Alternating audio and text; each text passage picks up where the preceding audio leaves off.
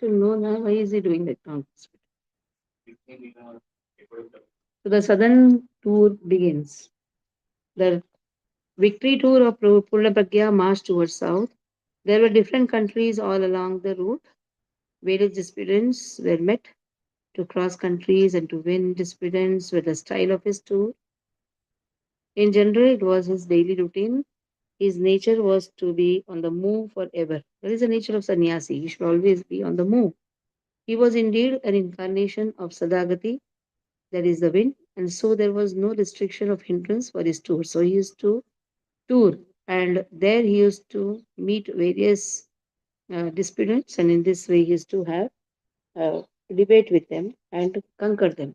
Once, while when he was touring like that, he saw the river Payaswini. It is a great river in Kerala. There were temples all along its bank, Payaswini. You have many Dividesham on the banks of Payaswini. There, the villages were full of groups of Brahmanas, well conversed, well versed in the scriptures. On seeing Payaswini, he recalled, once in future, Durga Devi will take incarnation on the bank of this river. Durga Purna Viprakule Vatirna Hanishyati Vrata Matha Suranam. Her incarnation will take place at as time when the world will be filled with the wild and confusion regarding real knowledge will be in its peak. By that, the destruction of the wild will take place. The virtuous will have another chance for accomplishment. Prostrations to such a Durga with devotion. It is really rare for his omniscience to get revealed like this in various ways. The reason of such incarnation of Durga on the banks of Payaswini is the special presence of Sri Hari, the Lord of the universe, in that river. Sri Vadiraj has interpreted it philosophically as signifying the rule which agrees with the custom that it is proper for the concert to remain to the place where a Lord resides. Payaswini Jagatswamini Tvai Sannihito Duram न चेत तत्प्रेयसी तीरे कथं ते वतरिष्यति इति वतरिष्यति वतरिष्यति. So the Sri Vadira Sita has given a wonderful interpretation for this. Lakshmi resides wherever Krishna is there. So Payaswini is the place where Hari resides. Shri, where Hari is there Lakshmi is there, Yogamaya is there. During his tour, he reached Thiruvananthapuram, an important place. It is a sacred place celebrated in the Puranas. It's a matchless, a very great sacred place for accomplishment, shining with the golden processional idol of Anantapadmanabha. Its another greatness is that the idol of Anantapadmanabha reclining on Shesha could not be seen through only one door. The idol could be viewed only through three doors. Sri Vadira's philosophical interpretation of this is that it signifies the mode of meditation described in Taittiriya Upanishad. So, in this way, here Sripad Madhvacharya is touring to different places in Kerala. The defeat of Kudipustur. There, in an assembly of scholars, the exposition of the meaning of the sutras by Purna Pragya took place as usual. The inner meaning of the sutras is to establish the difference between souls and Lord. First, there is a difference. And how is it uniqueness? Uniqueness is we are children of Krishna or Amsha of Krishna. The sum and substance of the discourse was that Sri Hari is Brahman, propounded by the scriptures. An ascetic known as Kudipustra was the chief opponent among those who had come there. Probably he was an ascetic of that area. Kudipustra, his name is. He was considered as an incarnation of Shankaracharya. This was his encomium. The way of analysis adopted by Madhva was not agreeable to him, but instead of opposing him in a debate, he stooped so low as to resort to unfair means to protest. It is a great offense to expound the sutras without writing a commentary on them. This was his objection. Why are you speaking on sutras? First, write a commentary on sutra. Now, the sutras were wrongly interpreted by Shankaracharya. That is how the Kali starts. Am Brahmasmi Tattvamasi Sarvam Kalidam Brahman, the most wrongly interpreted. Am Brahmasmi, I am he is me. No, we are only equal in quality, not in quantity. So that is why Dvaita Siddhanta has to be established. Now he says, Kudipustra, you first write commentary and then you speak. Purna Pragya said, if you have any objection to the exposition, tell it. We intend writing a commentary on the Brahma Sutras. Indeed, there is no royal law that prohibits writing such commentary. So again, there is a quotation which is given, Vimshalakshnato Nunaha Tapasvi Bahuvedavit Veda Ityeya Yam Pashyeta Savedo Jnana Darshanad. So there is no royal law that prohibits writing commentary. The entire assembly approved his contention and appreciated it, also describing the wonderful characteristics of his person. It observed all the characteristics of a noble, all the characteristics of a noble person described in the scriptures are to be found in him. It is highly proper for him to expound the meaning of the sutras like that. The relation between wisdom and bodily marks is expounded by the scriptures. Good marks of the body is indicative of preceptorship. Such good marks are 32 in total. So he thought that he's an ordinary person, but 32 marks is a great personality. Those who have not who have not less than 20 of them are known as seers of Vedas.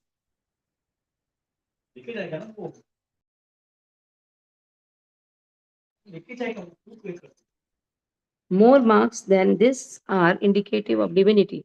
So, who have not less than 20 of them are known as seers of the Vedas. More marks than this, indicative of divinity. Each one of Garuda, Shesha, Rudra have 28 marks. The self same Rujus have 32 marks. Brahma and Vayu, who are chief among the Rujus, possessing such special marks is the superiority of Purna Pragya. So Garuda, Vayu, they have, they here it is said, Garuda, Shesha, Rudra, they have 28 marks. But uh, Brahma, Vayu, they are known as Rujus. They have 32 marks. Possessing such marks is a superiority of Purna Pragya. When you see that personality itself, you can understand that he is a noble soul. He will be tall, his nose will be sharp, his chin will be, his forehead will be raised. All these marks are being given. His chest will be broad, his stomach will be round, his long hands, and when he walks like a lion. So these marks, immediately a person can understand he's a tall person. So we should understand that he's not a normal person. So 32 marks in full. Generally, those who are in the Vedas, who expound the Vedas, they have 20 marks, more than 20 marks. That was why the assembly of scholars there praised him. Kudipustru, Kudipustavara did not try to understand any of these. He did not like it too. His associates were also like that. They did not know the ABC of Lakshana Shastra. They are known as Lakshana Shastra. Like if you see few of the brahmacharis and if you see some sannyasis, you can understand that they are something extraordinary. Few of the not that every brahmachari has these marks. So we can understand that they are not ordinary souls. These are Lakshana Shastras. They construed as a good mark whatever occurred to their mind. As such, they said. Our Kulipustra also possesses also good marks. Now they are competing. Our Kulipustra also has good marks. Look how broad are his hips. Then Purna Pragya smiling, he said, it is not a good mark to have a broad hips like that. It's a bad mark. Hips should not be very broad. It was not the nature of Kulipustra to understand even that. He is stooped for the lowest. Purna Pragya, I'll break your danda. This is my woe. Now just see how lowly he is speaking. Here, Purna Pragya is trying to teach Lakshana Shastra that they are not ready to accept. Having said, he left the place. It's the nature of the wild to abuse the virtuous without any reason. The nature of the virtuous is to continue as usual, the duty of teaching the real doctrines unperturbed by it. So, here to speak the truth, to teach the real doctrines, abuse exists exhibited by the nature of Kodipustra, while whereas teaching reveals that of Purnapura. Those are envious. What they do, they start abusing, they start scolding, they start. But here, Purnabhagya is so peaceful. He is teaching the Shastras.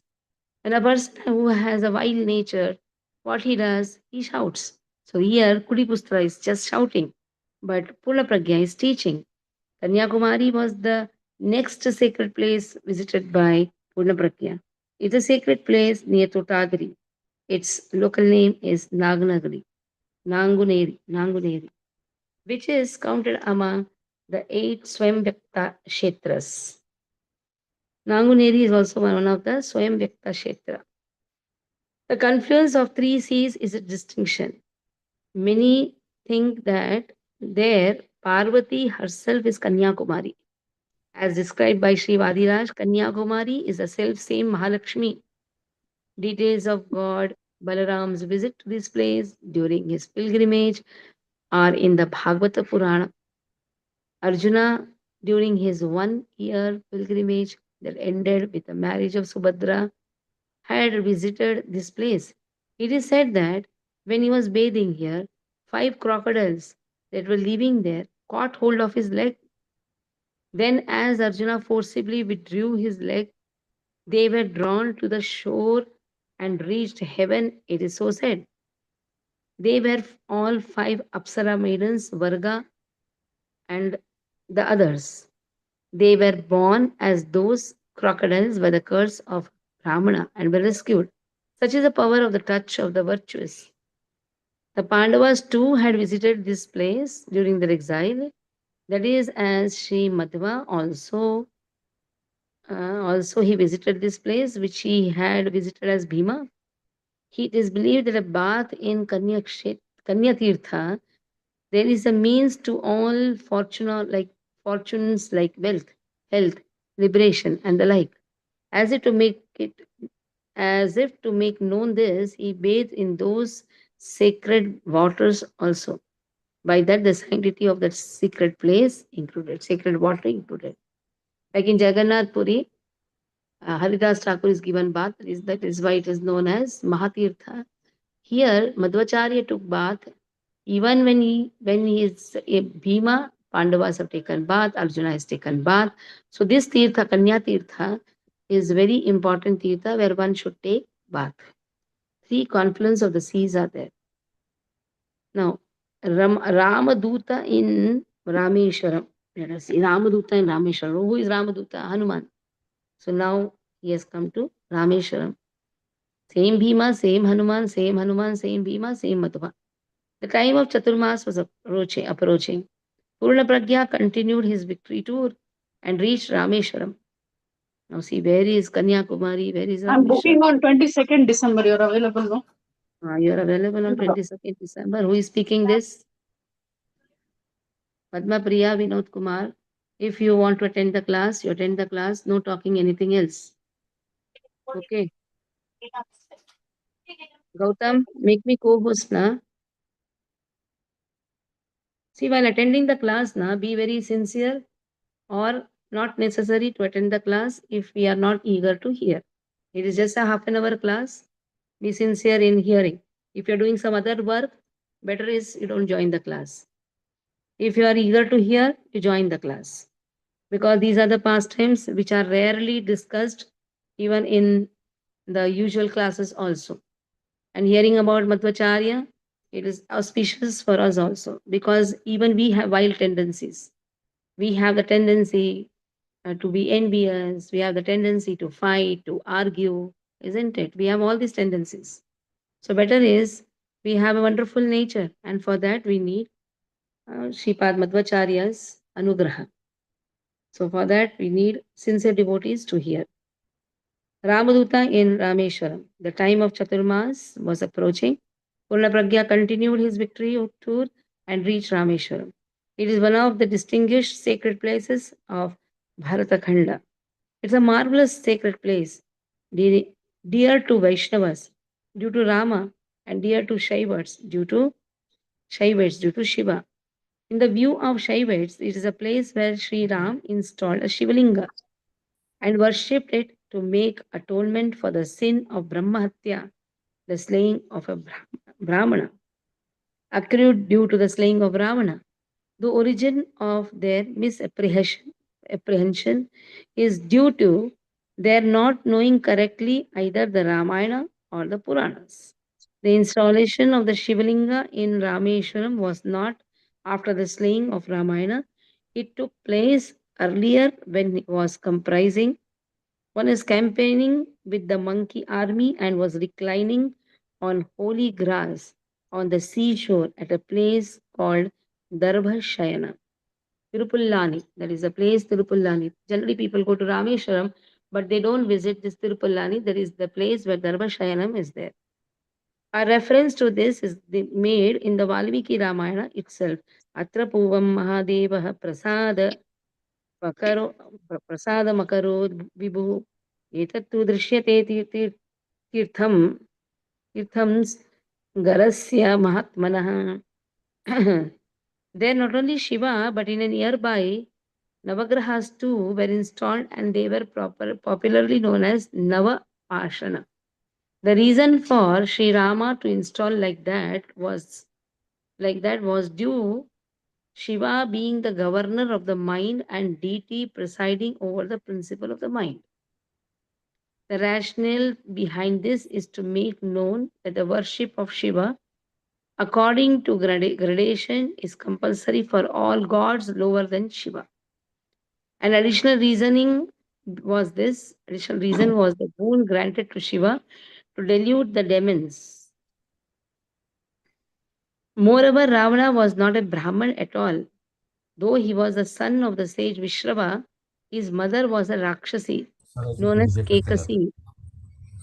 Again, no talking. Kamakshi Gauri Mataji.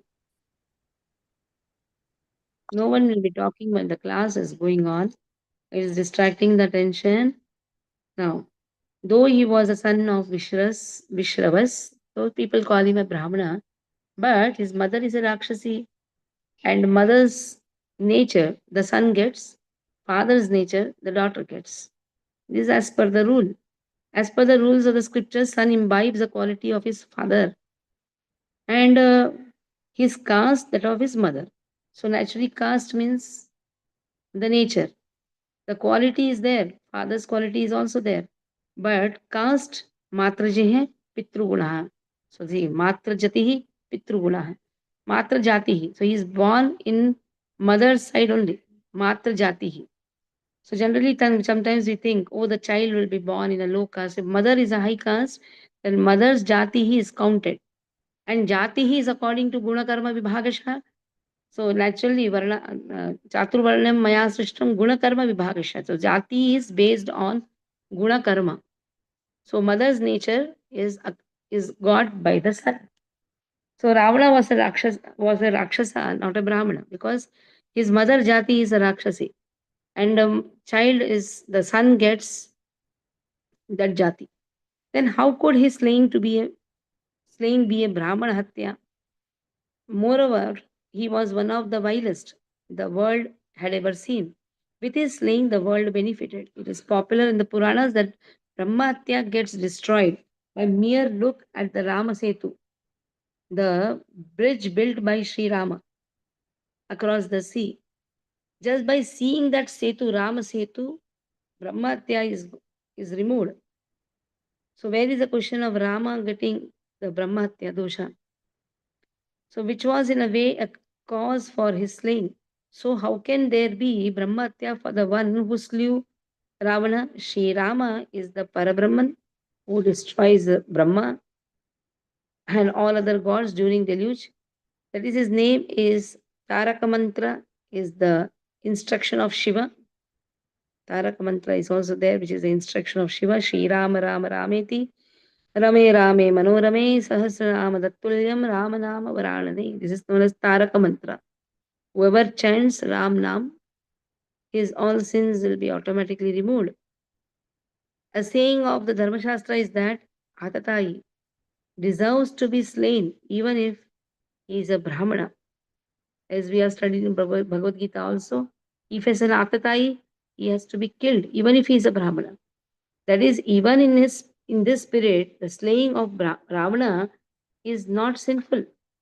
Even if a person considers Ravana to be a Brahmana, slaying him is not sinful. The Puranas proclaim that Sri Rama installed a Shivalinga to delude the ignorant who do not know all this. Rama installed Shiva for the good fortune of Shiva. In fact, the sin of Brahmatya had accrued to even Shiva. It is universally known that Brahma Kapala, the skull of Brahma, glued to his palm, it stuck when he cut the fifth head of Brahma, and he is known as Kapali. The installation of the Shivalinga in Rameshwaram was to cleanse him of that sin. Now, see why installation of Shivalinga is there? So that Lord Shiva gets an opportunity to serve Rama and be free from the sin of Brahmahatya. Shiva staying there beholds Rama Setu forever. A Purana saying is that beholding Setu destroys Brahmatya. By that, the sin of Brahmatya of Shiva was destroyed. That is a secret enjoined by the Shastras about the installation of Shivalinga in Rameshwaram. Purnapragya observed Chaturmasya in such a place. One of his important intentions of observing the vow of Chaturmas there was to expound the secret of Rameshwaram by teaching and discoursing and to expound the meaning of Brahma Sutra, establishing the flawlessness and the nature of being full of auspicious attributes to Sri Rama. So many think that it is the linga which has been established by Prabhu Ram, Sita has established the ring. This is always established before itself. Why? To give the opportunity to Lord Shiva and not to just remove the sins of Brahmatya because no Brahmatya was done. How Lord can do any Hatya? Whatever Lord does, that is wonderful. So Chaturmas is followed by Purna Pragya at Rameshwaram. And here it is there. While staying there, he went to Dhanushkoti and completed Setu Snanam. He recalled the construction of Setu as a command of Sri Rama under his supervision when he was the Hanuman. So he's recalling that, oh, because he's Hanuman himself, and how the Setu was constructed under the command of Lord. For him who is ever beholding Sri Rama, remembrance of Rama there became the cause of special delight. So in this way, Madhyacharya is so happy, and we can see that he is so happy in uh,